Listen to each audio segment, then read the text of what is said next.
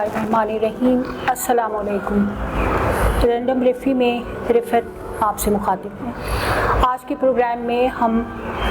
सियासत के मौजू पे बात करेंगे, ख़ुसूसी तौर पे मौजूदा हालात को देखते हुए उसका हम तज्ज़िया भी लेंगे और इसके लिए हमारे साथ हैं मोहतरम जनाब आसिफ नवाज़ साहब। आसिफ नवाज़ साहब ख़ुद भी एक सियासतदान हैं और आम लोग पार्टी के सीनियर वाइस चेयरमैन भी हैं। तो अस्सलाम वालेकुम आसिफ साहब। वालेकुम सलाम। जी मैडम रिफत, बहुत शुक्रिया आपने प्रोग्राम रैंडम रेफी में इनवाइट किया। पहले तो ये आसिफ साहब कि देखिए आजकल मौसम बहुत बदल रहा है और कुछ पता नहीं चल रहा है, ख़ास तौर से इस्लामाबाद का मौसम बहुत बदल रहा है कि ये नहीं पता चल रहा है कि हमने पंखा चलाना है या पंखा बंद कर देना है, कंबल निकाल लेना है या अभी रहने देना है। तो ठीक इसी तरह हमारी सियासत की भी कुछ समझ नहीं आ रही है कि ये जो सिलसिला चल रहा है, यानी ये ऊँट जो है किस करवट बैठेगा। मैं सोच रही हूँ कि वैसे तो इसके लिए बहुत ज़्यादा टाइम चाहिए। जो कुछ हो रहा है, यानी कि जब से ये पीडीएम बनी है, ये सियासी जमातों का जो इत्तेहाद है और जो ये दो जलसे हुए हैं, इसके बाद के जो हालात हैं, अगर हम मुकम्मल तौर से इस पे बात करें तो इसके लिए हमें कई प्रोग्राम करने पड़ेंगे क्योंकि ये बहुत जल्दी और बहुत कुछ हो रहा है। तो मैं सोच रही हूँ कि आज के प्रोग्राम में हम खुसूसी तौर से कराची में जो जलसा हुआ है और कराची में जो वाक़यात हुए हैं, जो कैप्टन सफदर की गिरफ्तारी हुई है और उसके बाद फिर ज़मानत पे रिहाई हुई है और उसके जो असरात हैं, तो हम उसका जायज़ा लेते हैं। और उसके लिए मैं चाहूँगी कि पहले एक मुख्तसर सा अपने नाज़रीन के लिए, वैसे तो आप सबको मालूम होगा कि क्या हुआ है, लेकिन मैं एक मुख्तसर सा जायज़ा ले लेती हूँ उन लोगों के लिए जिनको शायद इतनी सारी सिचुएशन का ना पता हो। कराची में जो जलसा हुआ, इस जलसे से पहले मज़ार कायद पर जो इज्तिमा हुआ, वहाँ पर कैप्टन सफदर ने कुछ बहुत ज़्यादा जोश और जज्बे के तहत नारेबाजी की, बल्कि इसे हम हुल्लड़बाजी कह सकते हैं। और दूसरे भी जो उनके कायदीन और लोग जमाते, उनमें से भी किसी ने भी उनको रोकने की कोशिश नहीं की और उनके साथ मिलकर वो अच्छा खासा वहाँ पे एक हड़बोंग सी मचाई गई। उसके बाद फिर हुआ ये कि बाद में जब हुकूमत को और दूसरे हलकों को ये ख्याल आया कि ये जो है ये तो अच्छी खासी एक कायद के मज़ार की बेहुरमती की गई है, तो फिर कानून हरकत में आया और इनकी FIR भी कटी, गिरफ्तारी भी हुई और उसके बाद ज़मानत पे रिहाई भी हुई। तो इन सारे वाक़यात को आसिफ साहब मुझे बताएं, आप किस नज़र से देखते हैं और आपका तज्ज़िया क्या है इसकी सियासत पर और इस पार्टी के जो मतलब इनका जो इत्तेहाद है, इस पे इसके क्या असरात होंगे? बेसिकली जो ये धरने हैं, इनका मकसद है मौजूदा गवर्नमेंट को गिराना, ऐसा प्रेशर क्रिएट करना कि कोई ऐसी सूरत हाल बने कि ये गवर्नमेंट तहलील हो। और मेरे ख्याल से ये जो वक्त का तयन किया गया है, ये जो अपोजिशन पार्टीज़ थी जो कि बेसिकली करप्शन के अपने केसेस भुगत रही हैं और मेन इनका जो एजेंडा है, उन आप समझती हैं बेहतर कि उन करप्शन के केसेस से बचना, उनकी सज़ाओं से बचना और इस अज़ियत से निकलना है। और वक्त का तयन इसलिए इन्होंने किया कि इस वक्त मौजूदा जो गवर्नमेंट है वो नाकाम हो चुकी है, महंगाई अरूज पर है, माशी सूरत हाल ख़राब है, दीगर जो सूरत हाल है मुल्क की वो थोड़ी सी परेशान कुन है। तो शायद आवाम का भी जो मजमूई तासुर है वो यही है कि इस गवर्नमेंट को चले जाना चाहिए ताकि आवाम को कुछ रिलीफ मिले। तो इसी सूरत हाल को, अवामी कैफियत को ये लोग कैश करवाना चाहते हैं कि ये इस अपने जलसों का आगाज़ इन लोगों ने किया है कि आवाम इनका साथ दें गवर्नमेंट गिराने के लिए, और आवाम इसलिए इनके साथ चलेगी कि आवाम को रिलीफ चाहिए। इनके यहाँ जो मैं समझता हूँ जो बड़ी इनसे मिस्टेक हुई है पहले जलसे में जो हुई है, वो नवाज शरीफ साहब ने खुद को एक्सपोज कर दिया है फ़ौज के हवाले से और इस्टेब्लिशमेंट के हवाले से कि उनकी जो शुरू से पॉलिसी चली आ रही है, अगर वो इख्तलाफात ना रखते, जैसे मुफाहमत के तहत तमाम इख्तलाफात के बावजूद मुशर्रफ साहब ने उन्हें वापस पाकिस्तान आने दिया, इलेक्शन लड़ने दिया, अगर वो भी मुफाहमत समझते हुए मुशर्रफ साहब के खिलाफ जो केसेस थे उनकी पैरवी करने के बजाय और उस पर जोर लगाने के बजाय وہ اگر مفاہمت سمجھتے اس میں اور اس سے بیک کر دیتے، اور ابھی موجودہ صورتحال میں بھی ان کے جو فوج سے اختلافات ہیں ان سے اگر وہ بیک کر کے پیورلی اگر وہ عوامی ایجنڈے پہ آتے تو شاید عوام بہت زیادہ ان کا ساتھ دیتے، اور شاید وہ ٹرکی جیسی کوئی صورتحال پیدا کرنا چاہ رہے ہیں اس وقت۔ پہلے بھی انہوں نے کوشش کی کہ عوام سڑکوں پہ نکل آئیں اور اپنی فوج کے ساتھ دست و گریبان ہوں، لیکن یہاں پہ صورتحال مختلف ہے۔ ہمارے خون میں فوج سے پیار ہے، ملک سے پیار ہے، ہمیں پتہ ہے کہ یہ شہادتیں، یہ اپنا خون اپنی جان ہمارے ملک کے لیے دیتے ہیں۔ اگر کچھ کمیاں، کچھ خامیاں، کچھ ایسی ہیں بھی تو ہمارا اندرونی معاملہ ہے، تو انشاءاللہ جو عوامی شکایات ابھی تو یہ بھی تعین نہیں ہو سکا کہ وہ شکایات درست ہیں یا ان سیاستدانوں کی، یا وہ جو دشمن ممالک فنڈنگ کر کے ہماری برین واش کر کے وہ شکایات عوام کے ذہن میں ڈالتے ہیں فوج کے خلاف، کیا وہ درست ہیں یا وہ صرف اور صرف پروپیگنڈا ہے۔ ابھی اس چیز کا پوری طرح سے تعین نہیں ہوا، اور ایسی صورتحال میں نواز شریف صاحب کا یہ تقریر اتنی اشتعال انگیز کرنا میرے خیال سے ان کے لیے مثبت نہیں بلکہ منفی ثابت ہوا۔ آصف صاحب، ابھی آپ نے بات کرتے ہوئے شروع میں یہ بات کی، بلکہ دو انداز میں آپ نے یہ کہا کہ حکومت ناکام ہو چکی ہے اور اس حکومت کو گر جانا چاہیے یا یہ حکومت ختم ہو جانی چاہیے۔ تو میں یہاں پر آپ سے اختلاف کروں گی کہ ایسا نہیں ہے کہ حکومت جو ہے بالکل ٹوٹلی ناکام ہو چکی ہے۔ یہاں تک تو بات صحیح ہے کہ اندرونی طور پہ یہ جو ہے حالات اتنے کچھ خوشائن نہیں ہیں، مہنگائی بہت زیادہ ہو گئی ہے، عوام کو ان کی بنیادی ضرورت کی چیزیں جو ہیں ان کی دسترس سے باہر ہو رہی ہیں، اور بے روزگاری میں بھی کوئی فرق نہیں آیا ہے جیسا کہ عمران خان نے وعدہ کیا تھا۔ لیکن اس کے ساتھ ساتھ ہم یہ دیکھتے ہیں کہ پاکستان کا جو قرضوں کا خسارہ تھا وہ کم ہوا ہے، یعنی اس کی ادائیگی کا توازن بہتر ہوا ہے، اور دوسری طرف آپ اگر دیکھیں تو روپے کی قدر میں بھی اضافہ ہوا ہے، ڈالر میں کمی آئی ہے، جبکہ اس سے پہلے ڈالرز جو ہے اپنی انتہائی شرح پہ پہنچ چکا تھا۔ اس کے علاوہ یہ ہے کہ اب آپ یہ دیکھیں کہ جو کچھ پچھلی حکومتوں نے جتنا کرپشن کیا ہے، جس طرح سے ملک کی اکانومی کو نقصان پہنچایا ہے، تو عمران خان ہو یا کوئی بھی ہو وہ راتوں رات اس کو درست نہیں کر سکتا۔ یہ ضرور یہاں پہ تھوڑا سا مجھے آپ سے اختلاف ہے، میں ایک منٹ اپنی بات کرپشن کا سلسلہ رکا نہیں ہے، ابھی بھی آپ سرکاری اداروں میں یا دوسری جگہوں پہ جا کے دیکھیں کرپشن اسی طرح سے جاری ہے، بہت سارے مسائل حل نہیں ہوئے بلکہ مزید خراب بھی ہوئے ہیں۔ تو اس پہ بات کرتے ہیں، آپ اپنی بات پوری کیجیے۔ ہاں نہیں، وہ بالکل آپ کی بات درست ہے کہ ایسا نہیں ہے کہ وہ وہی بات آتی ہے کہ راتوں رات کوئی چیز بھی درست نہیں ہو سکتی ہے۔ تو اچھا، اس کے ساتھ ساتھ یہ ہے کہ کچھ چیزیں ایسی ہیں جہاں پر شاید عمران خان کو ٹیم نہیں بہتر ملی ہے یا ان کا ہوم ورک اتنا بہتر نہیں تھا کہ یہ چیزیں ان کے کنٹرول سے باہر چلی گئی۔ اچھا، ان سب چیزوں پہ، اکانومی پہ اور اندرونی جو مہنگائی وغیرہ ہے، ان پر بات چیت بھی ہم کریں گے کسی اور دوسرے پروگرام میں۔ آج کے پروگرام میں خصوصی طور پہ میں یہ چاہتی ہوں، اور میرا آپ سے ایک یہی سوال تھا کہ جو میں یہ پوچھ رہی تھی کہ اونٹ کس کروٹ بیٹھے گا، تو میرا خصوصی طور پہ یہ پوچھنا تھا کہ یہ جو اتحاد ہے، یہ جو پی ڈی ایم ہے جس کے اندر یہ 3 بڑی جماعتیں اور باقی چھوٹی اور مختلف جماعتیں، علاقائی بھی جماعتیں بھی ہیں، یہ ساری جماعتیں جو مل گئی ہیں اس وقت، ان کا بظاہر ایک ہی ایجنڈا نظر آتا ہے کہ حکومت گراؤ، اور اس کے علاوہ اور کوئی بھی انٹرسٹ نہیں نظر آتا۔ تو آپ کیا سمجھتے ہیں، کیونکہ یہ جماعتیں بالکل ان کے اپنے الگ الگ مفادات ہیں اور یہ سب جماعتیں مختلف،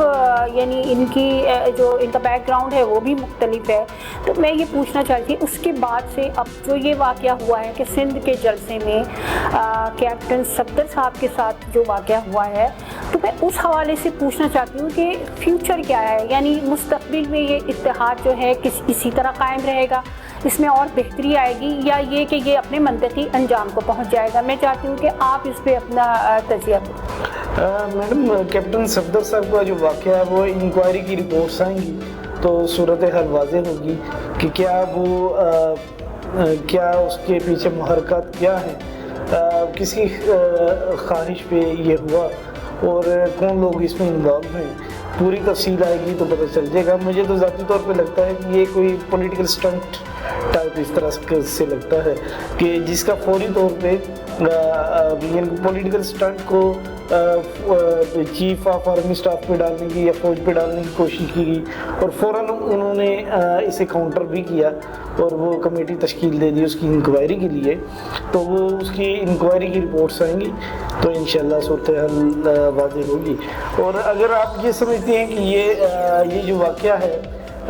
جو یہ پی ڈی ایم میں جماعتوں کا آپس میں اتحاد ہے اس پہ کچھ اثر انداز ہوگا, تو میرے خیال سے یہ واقعہ تو شاید اس پہ اثر انداز نہ ہو, لیکن نواز شریف صاحب کی جو تقریر تھی تو وہ شاید اس پہ اثر انداز ہو کہ ضروری نہیں کہ 11 پارٹیز اگر وہ متحد ہیں حکومت گرانے کے لیے تو وہ جو فوج کے حوالے سے رائے ہے یا سٹانس ہے پاکستان مسلم لیگ نون کا, تو باقی 10 جماعتوں کا بھی وہی سٹانس ہو. میرے خیال سے اس پوائنٹ پہ آ کے شاید تھوڑا سا ان میں اختلاف ہو کچھ جماعتوں میں. جی اچھا, ایک چیز یہ ہے کہ آپ نے یہ دیکھا کہ جیسے ہی یہ واقعہ ہوا یعنی تو صفدر صاحب کو گرفتار کیا گیا تو اس کی فوری بعد تو کوئی مطلب دوسری جو جماعتیں ہیں یا بلاول صاحب ہیں یا جو ان کے وزیر اعلیٰ ہیں کراچی میں جو تھے مراد علی شاہ صاحب, ان کی طرف سے کوئی ریئیکشن نہیں آیا بلکہ وہ بالکل خاموش تھے اور وہاں سے کوئی بھی اس طرح کی بات نہیں ہوئی. اور بات اس وقت یہ کیپٹن صفدر صاحب کے اپنے جو بیانات وہ سوشل میڈیا پہ میں نے دیکھے تو وہ بھی نون لیگ کو تنقید کا نشانہ بنا رہے تھے کہ میں چونکہ اس پارٹی کا ورکر ہوں اس لیے میرے ساتھ یہ ہو رہا ہے. تو کچھ وہ نالاں تھے, شکایت تھی انہیں پی ڈی ایم سے اور باقی, اور اسپیشلی میرے خیال سے انداز ان کا بتا رہا تھا کہ شاید انہیں پیپلز پارٹی سے. جی یقیناً. اچھا, اس کے بعد جو ڈیولپمنٹ ہوا یہ کہ اس کے بعد محمد زبیر صاحب کی کوئی جو ہے آڈیو کال لیک ہوئی ہے جس میں انہوں نے اس طرح کی بات کی ہے کہ جو کیپٹن صفدر کے لیے کچھ نامعلوم لوگوں نے مطلب پریشر ڈالا اور جو تھے وہاں پولیس پہ پریشر ڈالا اور ان کو لے گئے اور ان سے زبردستی دستخط کروائے گئے, اس طرح کی چیزیں. تو اس کے بعد پھر ہوا یہ کہ اس کے بعد پھر بلاول صاحب نے پہلے مراد علی شاہ صاحب نے پریس کانفرنس کی اور اس میں بھی انہوں نے یہی ایلیگیشن لگائے کہ یہ اس طرح سے ہوا ہے اور وہ تو ایف آئی آر مطلب ان کے پریشرائز کرنے پہ ہوا, اور اس پہ انہوں نے خاص طور سے رینجرز پہ یہ الزام لگایا اور مطلب آرمی کو انڈائریکٹ وے میں انوالو کیا. لیکن جب صحافیوں نے ان سے اور سوالات کیے اور ان سے ڈیٹیل مانگی تو وہ ان سوالات کے انہوں نے جواب نہیں دیے اور وہ پریس کانفرنس چھوڑ کے چلے گئے. اس کے بعد بلاول صاحب کی پریس کانفرنس ہوئی, اس میں انہوں نے ڈائریکٹ جو ہے آرمی چیف کو مخاطب کیا اور ان سے ریکویسٹ کی کہ وہ اس سارے معاملے کی انکوائری کروائیں اور دیکھیں کہ یہ اس طرح سے پولیس کا, اور مین ٹائم یہ ہوا کہ یہ اتنا شور اور واویلا اور اس بات کو اتنا زیادہ ہائی لائٹ کیا گیا خاص طور سے فوج اور رینجرز کو کچھ اس طرح سے مطلب انوالو کیا گیا کہ آپ یہ دیکھیں کہ ہمارا پڑوس میں جو ملک ہے جو انڈیا ہے وہ تو موقع کی تلاش میں رہتا ہے, اور جس طرح کے ایسا ہوتا ہے کہ انڈیا میں اگر ایک پٹاخہ بھی پھوٹتا ہے تو وہ بغیر کوئی انکوائری کیے بغیر کوئی بات کیے وہ سیدھا پاکستان پہ ڈال دیتے ہیں. تو یہاں پر بھی سیم پاکستان میں یہ کراچی میں یہی حرکت ہوئی کہ جیسے ہی یہ واقعہ ہوا, میں یہ نہیں کہہ رہی ہوں کہ اس میں یہ انوالومنٹ نہیں ہوگی, ہو سکتی ہے انوالومنٹ ہو سکتی ہے اور جب انکوائری ہوگی تو یہ ساری چیزیں بالکل سامنے آ جائیں گی. لیکن اسی طریقے سے شور مچانا اور یہ فوری سے پیشتر فوج کو اور رینجرز کو انوالو کرنے کا نتیجہ یہ ہوا کہ بھارتی میڈیا میں بھی اس طرح کی خبریں چلنے لگیں کہ جی کراچی میں تو قتل و غارت ہو رہی ہے, فوج اور پولیس آمنے سامنے ہیں, تھانوں پہ فوج کا قبضہ ہو گیا ہے اور جو پولیس والے ہیں وہ اپنے گھر چلے گئے ہیں. تو ایسا نہیں ہونا چاہیے, چیزوں کو ایک طریقے سے انڈین میڈیا کو موقع مل جاتا ہے. بالکل آپ کی بات درست. تو آپ کیا کہتے ہیں اس پہ کہ یہ ان کا بیہیویئر یہ کوئی میچورٹی تو نہیں ہے نا, یہ مطلب یہ اتنے مجھے ہوئے ہیں یہ سارے ایک سیاسی خاندان ہیں, ان میں جو زیادہ پارٹیاں ہیں جو بڑی بڑی پارٹیاں ہیں وہ آج سے سیاست نہیں کر رہی ہیں, ان کا پورا خاندان مطلب سیاسی, ان سے اس طرح آپ کیا کہتے ہیں ان کو اس طرح کا رویہ رکھنا چاہیے تھا, یہ کیا کرنا چاہیے تھا جب یہ واقعہ ہوا تھا, کس طریقے سے اس کو ڈیل کرتے ہیں؟ جی میڈم بالکل انہیں اس طرح سے بھارتی میڈیا کو موقع نہیں دینا چاہیے تھا, لیکن میرے خیال سے ان کا مقصد ہی یہ ہے کہ بھارتی میڈیا پہ شور مچے. اس وقت کوئی ایسی انتشار کی وہ کیفیت پیدا کرنا چاہ رہے ہیں کہ جس کی وجہ سے ہمارے ادارے جو ہیں وہ انڈر پریشر آئیں اور ان کے کیسز معاف کریں یا کوئی مفاہمت کی صورت نکالیں. اور جس طرح سے پہلے ہوتا ہے کہ شروع سے ان کی اگر ٹیک اوور کرتی تھی فوج تو یہ لوگ سیاسی طور پہ عوام کو ساتھ لے کے اس طرح سے پریشر کریٹ کرتے تھے کہ الٹیمیٹلی اداروں کو انڈر پریشر آ کے NRS دینے پڑتے تھے, مفاہمت کا راستہ نکالنا پڑتا تھا. تو ابھی بھی میرے خیال سے یہ کوئی ایسی صورت حال چاہ رہے ہیں. کس کروٹ بیٹھے گا مجھے یہ لگ رہا ہے کہ اگر یہ PDM اپنے جلسوں جلوسوں کی وجہ سے گورنمنٹ گرانے میں, حکومت گرانے میں کامیاب نہ بھی ہو سکے تو شاید کسی حد تک اتنا پریشر یہ ڈیولپ کر لیں کہ ایک جو ایگزیمپشن ملی ہوئی ہے, مثلا جو جن لوگوں کے خلاف کرپشن کی کیسز ہیں اور ان کا تعلق PTI سے ہے یا اقتدار والی جماعت سے یا وہ گورنمنٹ میں بیٹھے ہیں تو ان کے خلاف کوئی ایکشن نہیں ہو رہا, یا تو انہیں باہر بھیج دیا جاتا ہے, انگلینڈ چلے جاتے ہیں, یا پھر یہ کہ ان کے کیسز کھولے نہیں جاتے یا انہیں ریلیف ضمانتوں کے تھرو یا کسی بھی طریقے سے انہیں ریلیف دیا جاتا ہے. تو شاید اتنا پریشر ڈیولپ ہو کہ وہ جو لوگ ہیں جن پہ کرپشن کی کیسز ہیں, PDM کی جلسے جلوسوں والی ایکٹیویٹی شاید حکومت اگر نہ بھی گرا سکے تو اتنا پریشر ضرور کریٹ کر لے کہ جو حکومتی نمائندے ہیں یا PTI کے جو ایسے لوگ ہیں جن پہ کیسز ہیں کرپشن کے جو نہیں کھولے جا رہے اور انہیں ریلیف کیا جا رہا ہے, ایون عمران خان صاحب کے بہت سارے کیسز ہیں, تو شاید وہ اتنا پریشر کریٹ کر لے کہ ان کے کیسز کھولے جائیں اور شاید کسی کیس کی مد میں آ کے انہیں عمران خان صاحب کو وقتی طور پہ یا پرماننٹلی نااہل قرار دیا جائے اور گورنمنٹ گرائی جائے. الٹیمیٹ ٹارگیٹ ان کا گورنمنٹ کو گرانا ہی ہے. آپ کی بات درست ہے, کیونکہ ہاں ایجنڈا تو ان کا یہی ہے کہ مطلب کسی بھی طریقے سے کچھ بھی کر کے حکومت گرا دی جائے, اور ظاہر ہے کہ جب یہ حکومت گر جائے گی تو یہ مقدمات اور یہ کرپشن کے الزامات اور یہ ساری چیزیں بھی خود بخود ختم ہو جائیں گی اور اقتدار بھی مل جائے گا. تو کیپٹن صفدر والا معاملہ ہوا, اس میں مسلم لیگ نون کا یہ خیال تھا کہ اس موقع پر بھی وہ خوب اچھی طریقے سے فوج کو انوالو کر کے مطلب فوج کا امیج خراب کریں گے. جس طرح کی انہوں نے بیانات دیے, جس طریقے سے انوالو کیے, تو شاید ان کا یہ خیال تھا کہ فوج جو ہے وہ اشتعال میں آئے گی اور وہ غلطی کر بیٹھے گی, اور غلطی کچھ نہ کچھ ایسی غلطی کر بیٹھے گی کہ ان کو یہ کہنے کا موقع مل جائے گا کہ ان کا جو بیانیہ تھا, نواز شریف نے جو کچھ الزامات لگائے تھے وہ درست ہیں. لیکن یہاں پر فوج نے اور فوج کے کمانڈر نے بہت ہی یعنی کہ مدبرانہ اور جی بالکل فیصلہ کیا, اور انہوں نے فوری طور پہ بلاول سے رابطہ کر کے اور بات چیت ہوئی ہے. تو یہ جو ان کی آرمی چیف تھی اور بلاول کی جو بات چیت ہوئی ہے اور آرمی چیف نے جو فون کیا, یہ بڑی خوشائن بات ہے, مطلب کہ اس طریقے سے جو غلط فہمیاں بھی ہیں وہ بھی دور ہو جائیں گی. اور اب دیکھنا یہ ہے, ابھی ہم انتظار کر رہے ہیں کہ یہ جو تحقیقاتی کمیٹی ہے اس کی رپورٹ کیا آتی ہے اور اس کے کیا نتائج ہوتے ہیں, اور اس کے بعد ہوگی ڈیولپمنٹ کے مزید کیا ہوتا ہے, پھر آگے سیاست کیا رخ اختیار کرتی ہے. لیکن میرا یہ نہیں خیال کہ اب جو ہے بلاول بھٹو جو ہیں وہ جو ہے نواز شریف کے ساتھ اس طریقے سے آگے چلیں گے, اور ان کے اس بیانیے کو جس طرح انہوں نے فوج کو سیاست میں انوالو کیا ہے, اور بلکہ فوج کے ساتھ مطلب انہوں نے کھلی دھمکیاں دینا, اور جس حد تک بھی وہ فوج کو بدنام کر سکتے تھے نام لے کر کے, اس طرح انہوں نے مطلب کیا ہے, وہ اس کا ساتھ نہیں رہے. بلاول تھوڑا سا ڈسٹینس کریں گے. اور یہ بھی دیکھنے میں آیا ہے کہ ابھی جو کوئٹہ میں جلسہ ہو رہا ہے اس میں بلاول نے جو ہے وہ اپنی مصروفیت کا انہوں نے کہا ہے کہ گلگت بلتستان کے الیکشن کی وجہ سے مصروف ہیں اور وہ اس میں شرکت نہیں کریں گے. تو یہاں پر ہی ہمیں نظر آ رہا ہے کہ یہ اب تھوڑا سا ڈسٹینس ہوگا.